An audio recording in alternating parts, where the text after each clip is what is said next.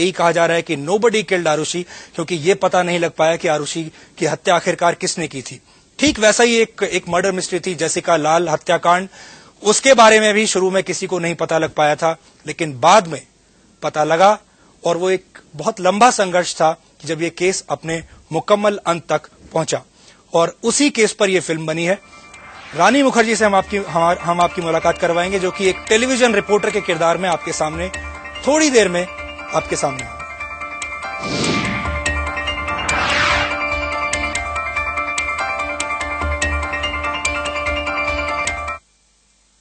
India prime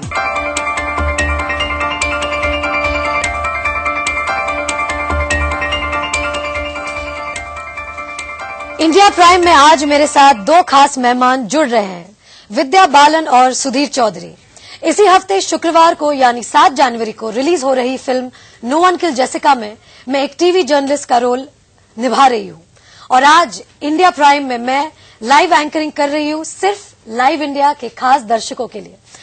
तो विद्या बालन जी, कैसा लग रहा है आपको कि आप मुझे इंटरव्यू कर रही हैं? डर लग रहा है कि आप क्या पूछ बैठेंगी, नहीं पता। नहीं, मैं सिर्फ ये जानना चाह रही हूँ कि आपका खूबसूरती का राज क्या है।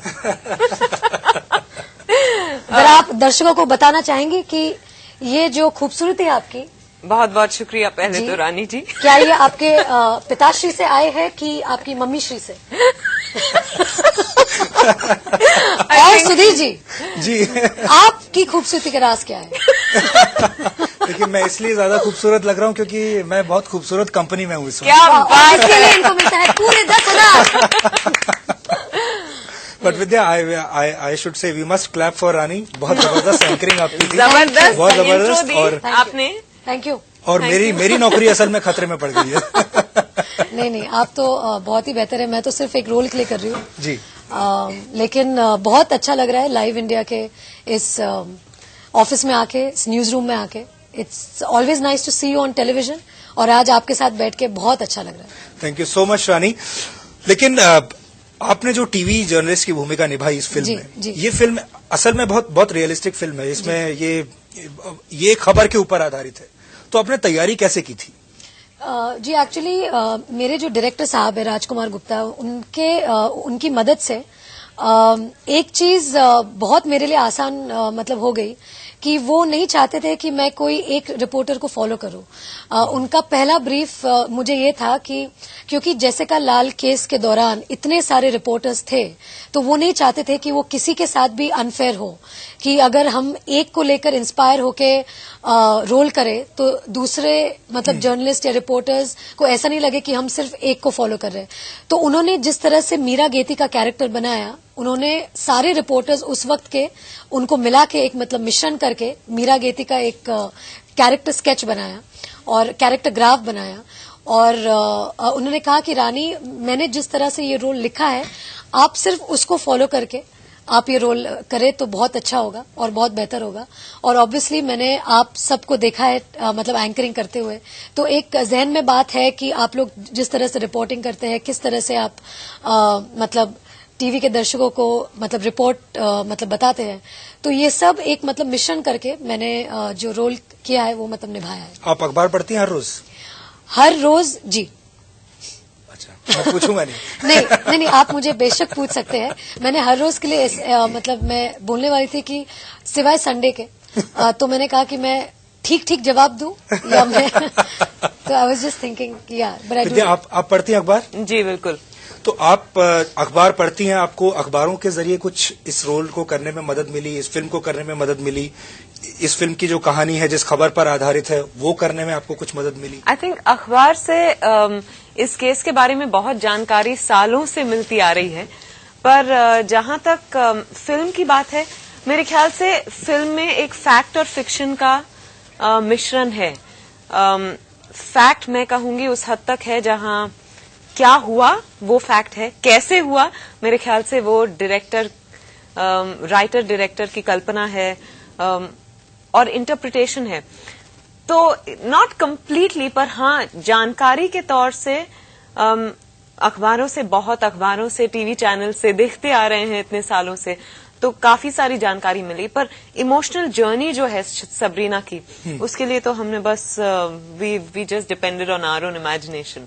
सबरीना से आपकी मुलाकात हुई क्या? आपने सबरीना से भी बातचीत किया? इस केस में जो लोग इन्वॉल्व थे उनसे आप मिले और उनसे जानने की कोशिश की? नहीं, बिल्कुल नहीं, क्योंकि एक एक्टर के लिए I think the basis is the script, और सबरीना से मैं नहीं मिली क्योंकि राजकुमार गुप्ता नहीं चाहते थे कि मैं उनसे मिलूं, क्योंकि हमारी फिल्म में जो सबरीना है वो 11 साल के पहले की सबरीना है जब ये घटना घटी, और आज की सबरीना और उस वक्त के सबरीना में बहुत फर्क है, बहुत अंतर है।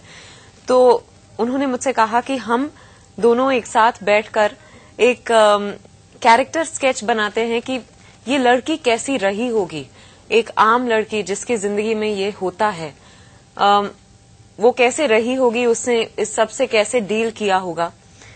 हम खुद ये तय कर लेते हैं, क्योंकि हम सबरीना से तो नहीं पूछ सकते थे कि आप किस किस इमोशन से या फीलिंग से गुजरी, आपको कैसा लग रहा है। हाँ, नहीं, बिल्कुल। तो आई गेस हाँ, एक्चुअली राजकुमार गुप्ता सबरीना से मिले थे फिल्म के पहले। सबरीना ने राजकुमार के साथ बहुत सारे फैक्ट्स शेयर किए भी थे, पर इस मामले में we didn't think it was right to bring her in. Rani, film star होने के नाते आप लोग ऐसे ही मीडिया से इतने त्रस्त रहते हैं, रिपोर्टर्स इतने त्रस्त रहते हैं, जहां आप जाते हैं टीवी रिपोर्टर्स पीछे पीछे आ जाते हैं, कुछ खबरें सही बताते हैं, कुछ सही नहीं बताते हैं, और यहाँ आप खुद टीवी रिपोर्टर बनी हुई थी जी। तो हाउ वाज दिस ट्रांजिशन? पहले तो मैं कहूंगी कि मैं बिल्कुल त्रस्त नहीं होती, बिल्कुल मुझे तो ऐसा लगता है कि अगर वो हमारे पीछे नहीं पड़े तो फिर हमारा स्टार होने का मतलब ही नहीं रहा। आई think it's a good thing कि वो हमारे पीछे लगते हैं, हमारे इंटरव्यूज चाहते हैं, और जिस दिन वो चीज बंद हो जाएगी तो हमें समझ में आ जाएगा कि हम और स्टार नहीं है। अब आप स्टार नहीं है। तो आई think it's a good thing, बहुत ही अच्छा लगता है। और मेरा खैर जो मतलब दोस्ताना रहा है मीडिया के साथ, it's been for so many years. जब से मेरी पहली फिल्म राजा की आगी बारात आई, मतलब पत्रकारों ने, मीडिया वालों ने मुझे बहुत सराहा है। जब उनको मेरा काम पसंद आया, बहुत अच्छी अच्छी बातें लिखी है। आज जो मैं स्टार हूँ उनका एक बहुत बड़ा योगदान है, क्योंकि उन्होंने मुझे ये स्टार बनाने में मदद की। बहुत कुछ लिखा, अच्छा लिखा मेरे बारे में, बहुत मतलब आशीर्वाद दिए जो जितने सीनियर जर्नलिस्ट है। मुझे याद है जब मेरी पहली फिल्म आई थी तो जिस तरह से उन्होंने मुझे मतलब इनकरेजमेंट दिया था और इनकरेज किया था, I never forget those days. और आज to represent somebody from the media, I am extremely proud, and specially the media who is instrumental in actually telling India what is happening, you know, and specially Jessica Lal के case में जहां media ने इतना positive role play किया, इतना बड़ा योगदान था कि उन्होंने पूरी देश की जनता को मतलब अवेयर किया इस केस के बारे में। और मेरा तो ये मानना है कि अगर प्रेस वाले ठान ले कि उनको कुछ करना है, वो कुछ भी कर सकते हैं, मतलब वो हिमालय पर्वत को भी हिला सकते हैं। तो इस तरह का मतलब जज्बा मतलब रखते हैं सब मतलब रिपोर्टर्स, और I am really really proud that I am representing them in this film. And I think मेरे करियर में I think it's going to be one of the most cherished roles of my life. Very good Rani, क्योंकि ये एक अलग role रहा होगा आपके लिए भी। विद्या, आपके लिए भी was it different from other movies? क्योंकि बाकी बिल्कुल एक फिक्शन जैसा सब कुछ होता है उसके अंदर, यू नो, और ये थोड़ा सा इट्स मोर टुवर्ड्स रियलिटी। या it is more towards reality. फिर भी मैं in terms of the process it wasn't very different, but I से कि हाँ, एक अंदाजा होता है। हम इतने साल से सोचते आ रहे हैं कि अच्छा बेचारे फैमिली पे क्या बीती होगी, सबरीना ने सबसे कैसे डील किया होगा, और फिर जब वो आपको जीना पड़ता है स्क्रीन पे, तो बहुत सारे थॉट्स होते हैं। एक तो स्क्रिप्ट के तौर पे होती हैं, और एक जो आपकी भावनाएं इतने सालों से चलती आ रही है, उससे अगर वो मेल होता है तो बहुत अच्छी बात है, जो यहाँ हुआ। पर it is a strange but different and nice experience, it's been a good experience. Rani, इस पूरी फिल्म की जो शूटिंग है काफी हद तक दिल्ली में हुई जी। और मैं आपकी एक्चुअली पूरी शूटिंग दिल्ली में हुई। पूरी फिल्म की शूटिंग और आप दिल्ली में रही, मैं आपकी अलग अलग तस्वीरें भी मैं देखता रहता था। जी। आप कहीं किसी बाजार में हैं। सबसे बढ़िया आपको क्या लगा दिल्ली में? और अभी आप आ रही हैं तो दिल्ली की सर्दी भी आपने देखी दिल्ली होगी। की सर्दी और दिल्ली का खाना मुझे बहुत पसंद है, और ऑब्वियसली दिल्ली के लोग क्योंकि बहुत प्यार देते हैं सब। मतलब पंजाबियों का मन जो होता है एकदम खुले दिल के होते हैं और बहुत प्यार देते हैं।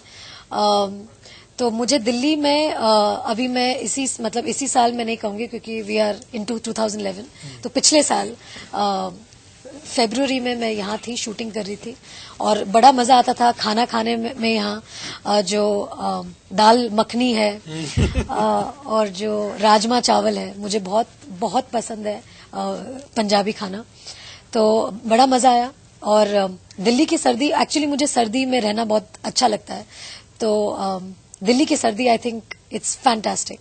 बहुत अच्छा लगता है कपड़े पहनना इतने सारे जैकेट्स और बूट्स और ये सब पहन के बहुत बहुत मजा आता है। सो काट कलेजा दिल्ली ले गई जी एकदम एकदम। बिल्कुल। आपका कलेजा भी ले लिया दिल्ली ने? हाँ, मुझे सर्दी में दिल्ली आने में जरा डर लगता है क्योंकि ज्यादा भूख लगती है और यहाँ का खाना इतना अच्छा है कि ज्यादा खा लेते हैं। पर चौड़ी सड़कें दिल्ली की और इस मौसम में जो धुआं, जो फॉग होता है, उसमें से ड्राइव करते हुए जाओ तो मजा ही कुछ और है। एकदम इस वक्त क्योंकि हमने खाना नहीं खाया है, मुझे गरम गरम गोभी के पराठों का स्मेल आ रहा है और उसके ऊपर जो व्हाइट मक्खन जो मैं मंगा दूं आपके लिए? खाना कहाँ है? Did you gain some weight here or not? We every day gain. Very good. आप विद्या से और कुछ सवाल पूछना चाहेंगी रानी जी? मैं आपसे सवाल पूछना चाहूंगी। पूछिए। आप इस प्रोफेशन में कितने सालों से? जी मुझे 17 साल हो गए। क्या बात है, इस बात के लिए तालियां। और आज आपको कैसे लग रहा है मुझे और विद्या को इंटरव्यू करते हुए? जी मुझे बहुत अच्छा लग रहा है। जी, आप आम तौर पे सिर्फ मतलब बॉलीवुड रिपोर्टिंग करते हैं कि सब नहीं, मैं तमाम तरह की मैं तमाम तरह की रिपोर्टिंग करता हूँ। जैसे अभी आप आई, हाँ। आपके आने से पहले मैं ये कुछ इनकम टैक्स के ऊपर कोई खबर दे रहा था। ये मुझसे दूरी रखिएगा, बेटर है। आपने इनकम टैक्स दिया है? जी, मैं लगातार देती रहती हूँ और एकदम I am a very good tax paying, I am very proud of that. तो रानी, हम लोगों का ये रहता है कि जैसे ये आपके आने से पहले हमने एक खबर की बोफोर्स के ऊपर जी, कि बोफोर्स में कितनी दलाली खाई गई थी, तो वो उसके पेपर्स हैं। ये आप कितना मैंने सुना था, कोई बड़ा फिगर 5 विद्या 5 पे रुक गई है, 5 से ज्यादा बोल नहीं रही है। समझ में नहीं आ रहा। 500, 5000, 5 लाख क्या था?